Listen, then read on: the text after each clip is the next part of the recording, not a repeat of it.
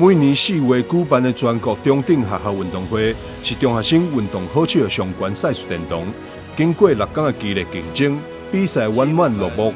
在闭幕典礼上，台南市长黄伟哲也抱着感恩的心，感谢所有人成就了114年全中运圆满，也完美完成了荣耀起点。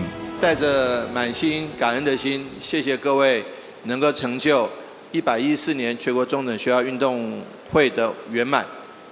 有了各位，我想台南更增辉；有了114年全中运，我想大家对于全这个荣耀的起点有了更完美的诠释。这届全中运选手表现亮眼，总共有60个项次，121人次破大会纪录。其中在游泳的项目，更是破了全国纪录。6天的一个竞技赛会期间里面呢，我这边特别跟各位报告一下，我们竞技的一个成果非常的丰硕。我们这6天总共有60个项次，然后121人次破大会纪录。另外有一个创大会纪录的是1人次跟1项次。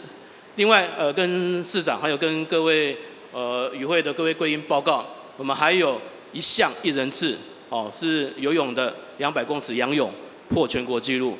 是不是借各位的双手，我们谢谢我们所有破纪录、平纪录跟破全国纪录的这些优秀的选手。这届全中运，台南市代表队总共赢获48面金牌、42面银牌、63面铜牌，总计153面奖牌佳绩。金牌数量甲奖牌数量为历年上济。典礼尾声，由教育部体育署副署长方瑞文甲副市长叶铁山将会期交接予后届主办的嘉义县副县长刘培东。114年全中运一切在圆满中落幕。记者张秀仪采访报道。